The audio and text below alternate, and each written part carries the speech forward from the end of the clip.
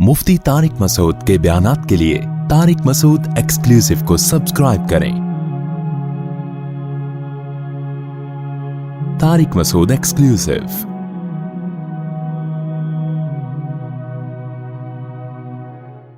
तो और नबी सल्लल्लाहु अलैहि वसल्लम ने जब यतीमों के हुकूक बयान किए तो सिर्फ बयान नहीं किए, उस पर अमल भी किया। मैं बार बार हदीस पेश करता हूं, हजरत उम्मे सलमा बेवा हुई, आप सल्लल्लाहु अलैहि वसल्लम ने उनके यतीम बच्चे थे, आपने उनको निकाह का पैगाम भेजा। उन्होंने अर्ज किया, या रसूल अल्लाह, मेरे बच्चे भी हैं और मेरी उम्र भी ज्यादा है। आपने फरमाया, अम्मा अना फअसन्नु मिनका, ए उम्मे सलमा, मेरी उम्र तो आपसे भी ज्यादा है, अगर आपकी एज ज्यादा है तो मेरी आपसे भी ज्यादा है। और रहा बच्चों का मसला, तो हम ये थोड़ी कह रहे हैं बच्चे छोड़ के आओ, बच्चे भी इल्लाहि व रसूली, वो भी अल्लाह रसूल के पास, उनको भी हम पालेंगे।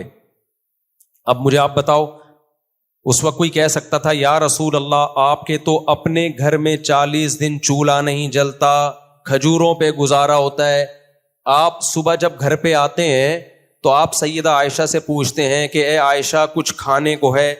हम जब घर में आते हैं तो ये नहीं पूछते घर वालों से कि कुछ खाने को है, हम पूछते हैं क्या खाने को है। खाने को तो कुछ ना कुछ होगा ही, दाल है, सब्जी है, गोश्त है, भिंडी है, क्या है? हमारी मर्जी का है तो खाएंगे, नहीं है तो फिर मीटर घूमता है आदमी का। नबी का ये नहीं था सल्लल्लाहु अलैहि वसल्लम के यहाँ। नबी सल्लल्लाहु अलैहि वसल्लम का ये था कि घर में आके ये नहीं पूछेंगे क्या है, कुछ है या नहीं है। फिर 50% चांस होता था कि सईदा आयशा बोल दें कि हाँ है, 50% चांस होता था कि बोले नहीं। तो जब आप फरमाते थे, हजरत आयशा फरमाती हाँ है, तो आप फरमाते ले आओ खा लेते। जब फरमाती नहीं है, तो अगर ये जवाल से पहले होता तो आप रोजे की नियत कर लेते कि भाई जब कुछ भी नहीं है। तो यहीं से तो उलमा ने इस्तेदलाल किया है कि आधा टाइम गुजरने से पहले पहले रोजे की नियत की जा सकती है। नफली रोजा आप सहरी में नियत जरूरी नहीं है उसकी।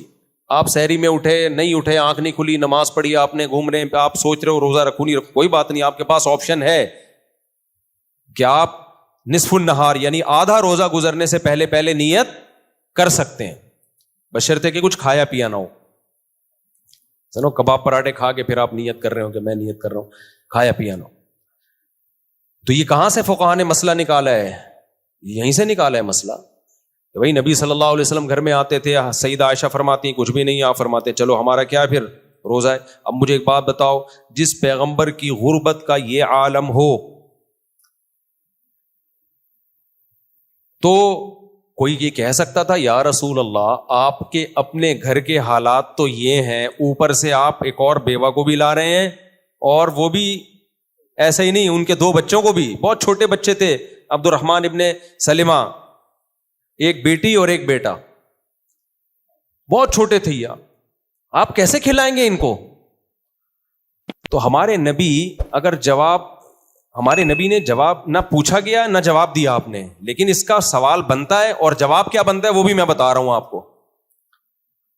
भाई हमारे नबी ने बज़बान हाल फरमाया कि अगर मैं मालदार होता, करोड़पति होता, तो लोग कहते इतना पैसा था कि ट्रस्ट में देने के बजाय 2 यतीमों पे खर्च कर लिया। इससे कोई मोटिवेशन नहीं मिलती। मोटिवेशन इससे मिलती है कि असबाब और वसाइल कुछ भी करने के ना हो, खालिसतन अल्लाह के तवक्कुल की बेस पे किया जाए। तो ये जो कफालत है, नस्ल बढ़ाना है, बच्चे पालना है, बेवा से शादी है या दूसरी शादी है, ये असबाब की बुनियादों पे नहीं होती, वरना जरदारी की 4 बीवियां होती। अस्तगफिरुल्लाह, कोई और मिसाल देनी चाहिए, वरना भाई ये करोड़पति मालदारों के यतीमों को भी पाल रहे होते। ये दिल की बात है, इसका वसाइल से ताल्लुक। देखो जितना मालदार होगा ना, बच्चों की पैदाइश का रेशो उतना कम। गरीबों की झुग्गियों में भरे हुए बच्चे नजर आएंगे, 1000 गज के बंगलों में आपको 1-2 से ज्यादा नहीं मिलेंगे। हमारे नबी ने बज़बान हाल बता दिया कि इंसानों को पालना, उनकी कफालत करना, इसका दौलत से ताल्लुक नहीं है। इसका किससे ताल्लुक है? दिल बड़ा होना चाहिए। और आज हम देख रहे हैं कैसे कैसे वाकयात मेरे सामने आते हैं। भाई मैं जो यहां आपके सामने बयान करता हूं, किताबों के वाकयात नहीं होते, آپ نے بہت کم دیکھا ہوگا میں نے فلاں کتاب میں یہ لکھا ہے. نا یہ وہ ہیں جو میں دیکھ رہا ہوں. ایک بڑے کروڑوں پتی آدمی تھے, اب پرانا قصہ ہو گیا, ان کو پتہ نہیں چلے گا میری بات ہو رہی ہے. ویسے تو ایسے بہت سارے ہیں. جس بلڈنگ میں بیٹھا ہوا تھا نا وہ بھی ان کی تھی, اور بھی 2-4 بڑی بڑی بلڈنگیں ان کی. بیٹا, ان کا جو بیٹا تھا ظاہر ہے وہ بھی ٹھیک ٹھاک, سارے اسٹیبل, اور سب کی داڑیاں اور ماشاءاللہ ٹوپیاں, جالی والی ٹوپی جو بالکل نیک لوگ پہنتے ہیں. چائنا کی ٹوپی ہے نا, بالکل شریف لگتا ہے آدمی اسے پہن کے. وہ مجھے بتا رہے ہیں میری بیگم کی ڈیتھ ہو گئی ہے, میں شادی کرنا چاہتا ہوں. میں نے کہا تو کر لیں. کہہ رہے ہیں بیٹے بیٹھے ہوئے ہیں, کہہ رہے ہیں یہ نہیں کرنے دے رہے. میں نے کہا بھائی کیوں؟ پھر ابا نے خود ہی کہا اصل میں ان کو خطرہ ہے کہ میں مروں گا تو 8واں حصہ 12.5% بیوہ کے پاس چلا جائے گا. آپ لوگ کو نہ برین ہیمریج ہوا, نہ کوئی بی پی آپ لوگ کا ہائی ہوا. میں تو یہ سن کے میرا تو کھوپڑا گھوم گیا تھا, میں تو دل چاہ رہا تھا وہیں سے کھڑکی سے چھلانگ لگاؤں میں. سمجھ. اب حدیث کا مطلب سمجھا رہا ہوں آپ کو. نبی نے جو کچھ بھی نہیں ہے کھانے کو, اور یتیم بچوں کی کفالت ہو رہی ہے, تو یہ میسج جب ہی ملتا بھائی. تو کہہ رہے ہیں وہ جو بیٹے بیٹھے ہوئے ہیں نا مسٹنڈے, ان کو بھی بہت کچھ دیا, ان کا بھی لاکھوں کروڑوں کا بزنس ہے. کہنے لگے مجھے اس لیے نہیں شادی کرنے دے رہے کہ 12.5% میرے مرنے کے بعد کہاں چلا جائے گا؟ اس بیوہ کے پاس چلا جائے. بس کرو یار, برین ہیمریج نہیں ہو رہا آپ کو؟ مجھے لگ رہا ہے نہیں ہو رہا کچھ. آپ شاید بعض لوگ سوچ رہے ہو ٹھیک تو کہہ رہے تھے. کیا مفتی صاحب 12.5% بیوہ کا حصہ اسلام میں نہیں ہے کیا؟ ہے نا, تو جائے گا نا. تو ان کا اربوں کا, جن کے اربوں روپے کے مالک ہوں, ان کا 12.5 بھی بہت ہوتا ہے. اصل میں آپ یہ سمجھ رہے ہو کہ 12 روپے 50 پیسے چلے جائیں گے یا 12,500 چلے جائیں گے بھائی صاحب. 12,500 نہیں جائیں گے, ہو سکتا ہے 12 کروڑ 50 لاکھ چلے جائیں, ہو سکتا ہے 12 ارب 50 کروڑ چلے جائیں. لیکن کمبختوں یہ بھی تو دیکھو, یہ 12واں حصہ جس رقم کا ہے وہ رقم بھی تو بہت زیادہ ہے نا. اور جس باپ نے کمبختوں کھلا پلا کے تمہیں یہاں تک پہنچایا, تم اگر اس گھر میں پیدا نہ ہوتے تو یہ مال تمہیں تھوڑی ملتا. ایسے ہی یعنی کیا مسجد کا ممبر ہے, گالیاں پھر اکیلے میں ملیں گے, تو یہ اس طرح سنانے کا نہیں ہے. یہ جو واقعہ میں نے فیصل آبادی, ہمارے ایک دوست ہیں فیصل آباد میں, ان کا کہیں نہ کہیں جھگڑا رہتا تھا نا کسی دوست سے, بہت زیادہ ان کا کوئی کاروباری ہے. تو میں نے کہا بھائی ایسے تمیز سے آپ کے پیسے نہیں دے گا, آپ اس کو جا کے بولو تمہاری ایسی کی تیسی پیسے نکال. وہ کہتے ہیں مفتی صاحب پنجابی میں ہی ایسی کی تیسی, اس سے وہ اس کو ہنسی آئے گی, وہ جو دینے تھے وہ بھی نہیں دے گا. پنجابی زبان میں ایسی کی تیسی کچھ بھی نہیں ہے. پھر میں نے کہا پھر کیا بولنا ہے؟ پھر انہوں نے مجھے کچھ گالیاں بتائیں جو ممبر پہ بتانے کی نہیں. انہوں نے کہا یہ بھر بھر کے نا بتائی نہیں, میں سمجھ گیا. وہ کہہ رہے یہ بھر بھر کے 10, 15, 20 کلو کی گالیاں جب جائیں گی تو تھوڑی سی خارش ہوگی اس کو کہ شاید یہ غصے میں آ گیا ہے. تو اس لیے یہ جو واقعہ میں بتا رہا ہوں نا, جو باپ بیٹھا ہوا ہے اور بیٹے اس کو شادی نہیں کرنے دے رہے, اور کہہ کیا رہے ہیں کہ 12.5% ابا کے مرنے کے بعد کہاں چلا جائے گا؟ بیوہ. یعنی اماں مر گئی پہلے, اچھا ہوا, ورنہ اماں لے جاتی نا. اب باپ, یہ غنیمت ہے, باپ کو مار نہیں رہے, ویسے تو مار ہی رہے ہیں. میں اگر ایسا باپ ہوتا تو میں تو ٹینشن سے مر چکا ہوتا. تو وہ تھے, پتہ نہیں کیسے بچے ہوئے, اللہ تعالیٰ ان کو بچا کے رہے. ہو سکتا ہے اب تک انتقال ہو گیا ان کا. اگر انتقال ہو گیا ہے تو اللہ ان کی مغفرت فرمائے, اور اگر انتقال نہیں ہوا ایسے موقع پہ باپ کو مشورہ یہ دینا چاہیے, ایک لفظ ہے وہ بھی پھر اکیلے میں انشاءاللہ, وہ کبھی اکیلے میں ملیں گے نا, اس کا مخفف بھی نہیں بیان کر سکتا میں, لوگ سمجھ جائیں گے اس سے کیا مراد ہے. کہ ایسی اولاد کو ٹھڈا مار کے نکال دینا چاہیے, اسی وقت ساری جائیداد سے آگ کر دینا چاہیے. بولنا چاہیے کمبختو تم میرے باپ ہو یا میں تمہارا باپ ہوں؟ تم پہلے پیدا ہو جاتے اگر تم نے یہی باتیں کرنی تھی. پیدا میں پہلے ہوا ہوں, باپ کون بنا ہوا ہے؟ تم میرے باپ بنے ہوئے ہو. حالانکہ ماشاءاللہ باشرہ اور سر پہ چائنا ٹوپی. تو یہ حب دنیا ہے. یہ کیا ہے؟ بولو. حب دنیا. یہ دنیا کی گٹر ہیں جو ابل رہے ہیں دنیا کی محبت کے. اللہ کی محبت کے چشمے ہوتے ہیں دلوں میں ابلتے ہیں, اور دنیا کی محبت کے چشمے نہیں ہوتے, گٹر ہوتے ہیں. تو نبی صلی اللہ علیہ وسلم نے ام سلمہ سے نکاح کیا, ان کے یتیم بچوں کو پالا. تو کسی صحابی نے بھی اعتراض نہیں کیا, یا رسول اللہ آپ کے گھر تو کھانے پینے کے لیے کچھ بھی نہیں ہے, آپ کیسے کفالت کر رہے ہیں؟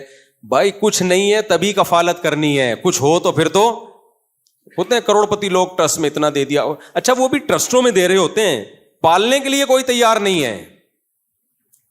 کفالت کسی ٹرسٹ میں پیسے دینے کو نہیں کہتے, وہ بھی ٹھیک ہے, بہت ثواب ہے. کفالت تو کہتے ہیں پالو آپ, اور یہ رشتہ داروں میں ہوتا ہے.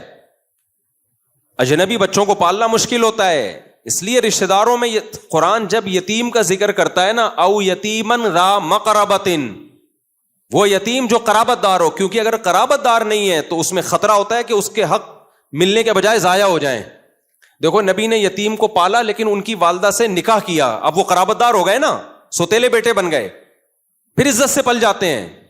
ویسے عیدی سینٹر سے بچہ لے کر آؤ گے ٹھیک ہے, وہ بھی ثواب ہے, میں اس کی حوصلہ شکنی نہیں کر رہا, لیکن اس میں یہ خطرہ ہوتا ہے کہ یہ جو پالنے والا ہے کل اس کی نیت خراب نہ ہو, لڑکی ہے تو اس کی نیت خراب نہ ہو جائے, اس کے حقوق ضائع نہ ہو جائیں. اس لیے قرآن قرابت داروں کو, اسلام میں فیملی سسٹم ہے, ہم نے ساری چیز گورنمنٹ کے کھاتے میں ڈال دی ہے. یورپ میں کوئی کسی معذور کو نہیں پالتا, گورنمنٹ پالتی ہے. امریکہ کینیڈا میں کوئی سگا بھائی بھی معذور ہوگا نا, بھائی نہیں پالے گا, وہ کہتے ہیں یہ رسپانسبلٹی کس کی ہے؟ گورنمنٹ کی. اسلام کہتا ہے نا گورنمنٹ کی نہیں ہے, بھائی ہے تو بھائی کی ہے, بیٹی ہے تو باپ کی ہے, باپ کے بعد اس کے بھائیوں کی ہے, رشتہ داروں کی ہے کہ معذوروں کو پالے. وہ یہ تمہارا بلڈ, تمہارا ریلیشن ہے, تمہارا خونی رشتہ ہے, تمہارا بلڈ ہے. یہ گورا بلڈ کا قائل ہے ہی نہیں کہ بلڈ گئے ختم, برباد ہو گئے ان کے یہاں بلڈ. بوڑھی ماں کو پالنا جس سوسائٹی میں بیٹے کی ذمہ داری نہیں ہے, وہ بھائی کو کیا پالیں گے بھائی؟ سمجھ میں آ رہی ہے بات کہ نہیں آ رہی؟ بس وہ تھینک یو یہ صحیح ہے, اس تھینک یو پہ سیٹ ہو گئے, اخلاق بہت اچھے. تو اس لیے میرے بھائی نبی صلی اللہ علیہ وسلم نے عملی طور پر اس سنت کو زندہ کیا. تو پھر عربوں میں رواج ہوا. آپ اٹھا کے دیکھو بخاری مسلم اور تاریخی کتابیں, اسلام میں یتیم جتنے بڑے بڑے عہدوں پہ فائز ہوئے ہیں, غلام اور یتیم. محدثین ان میں بہت سارے آپ کو غلام ملیں گے, جو پہلے کیا تھے؟ غلام. ان پر احسان کر کے ان کو آزاد کیا گیا, ان کو پڑھایا گیا, لکھایا گیا. سالم بن عبداللہ ابن عمر, یہ عبداللہ بن عمر سے بہت ساری حدیثیں نقل کرتے ہیں. اسی طرح نافع بن عبداللہ ابن عمر, امام نافع کا شمار بہت بڑے محدثین میں, محدثین کے اماموں میں ہوتا ہے. اور یہ غلام تھے, آذربائیجان سے گرفتار کر کے لائے گئے تھے. جب صحابہ کی فوجیں گئی ہیں نا آذربائیجان, وہاں سے گرفتار ہوئے تھے, آئے تھے, غلام بن کے زندگی گزاری. تو عبداللہ بن عمر نے ان کو آزاد کیا, ان کو پڑھایا لکھایا.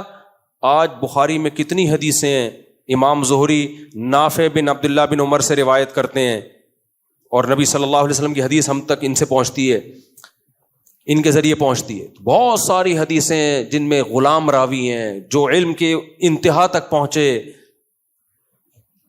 تو اسلامی سوسائٹی میں یتیم کہیں در بدر کی ٹھوکریں نہیں کھاتا. اگر ہماری سوسائٹی میں کھا رہا ہے, کیونکہ ہمارے پاس کیس یتیم کی کفالت کے نہیں آ رہے, یتیموں کے مال کو کھانے کے آ رہے ہیں. اور چاچا تو میں نے ویسے ہی مذاق میں کہہ دیا, بڑا بھائی کھا جاتا ہے, چاچا تو بہت بعد میں آتا ہے. سب سے پہلے کس کی نظریں ہوتی ہیں؟ بڑے بھائی کی. یتیم کا مال کھاتے تھے, عورت کا مال کھاتے تھے, بہنوں کی وراثت بولو کھا جاتے تھے. عربوں میں آج بھی عورت کی وراثت کھانے کا تصور نہیں ہے. سعودی عرب میں سوال ہی پیدا نہیں ہوتا کہ کوئی بہن کی وراثت کھا جائے, اتنا بڑا جرم سمجھتے ہیں اس کو.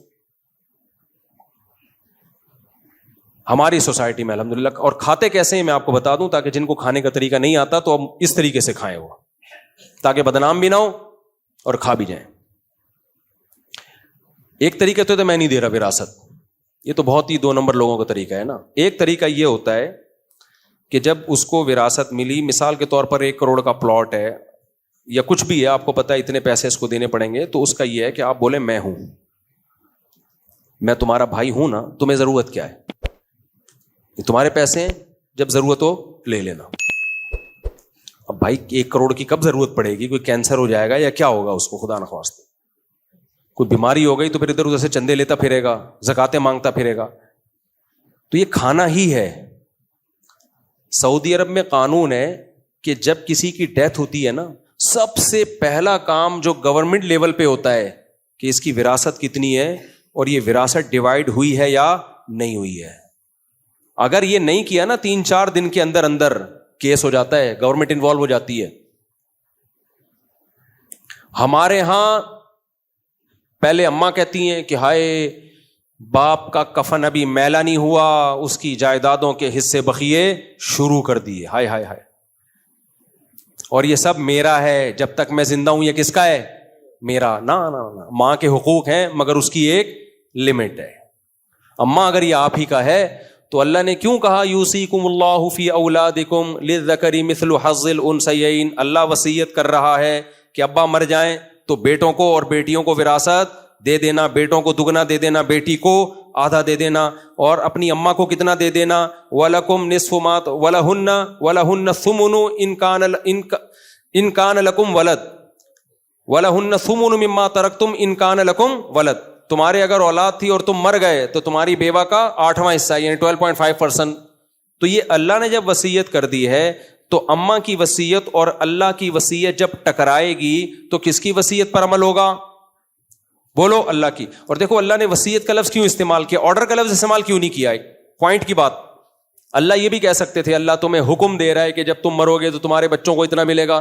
وصیت کا لفظ اللہ نے استعمال کیا یہ بتانے کے لیے کہ باپ بھی وصیت کر کے چلا جائے نا اس کے خلاف, وہ وصیت بھی معتبر نہیں ہے, کیونکہ اب اس کی وصیت کس کی وصیت سے ٹکرا رہی ہے, اللہ کی. کیونکہ باپ جو مرنے سے پہلے بعض دفعہ وصیت کر دیتا ہے کہ میری وصیت ہے کہ میرا مال منجلے بیٹے کو اتنا دے دینا, بیوہ کو اتنا دے دینا, یہ سب تمہاری ماں کا ہے, یہ میری وصیت ہے. تو اللہ نے بتا دیا کہ ابا اگر وصیت کر رہے ہیں تو اس کے مقابلے میں بھی کیا لفظ استعمال کر رہا ہوں, وصیت, تاکہ دونوں لفظوں کے ٹکراؤ سے تمہیں سمجھ میں آئے کہ یہاں میت کا مقابلہ کس سے ہو رہا ہے, اللہ سے. لہذا میت کی وصیت اس موقع پہ کیا ہے, کل عدم, کوئی حیثیت نہیں ہے اس کی وارثوں کے بارے میں.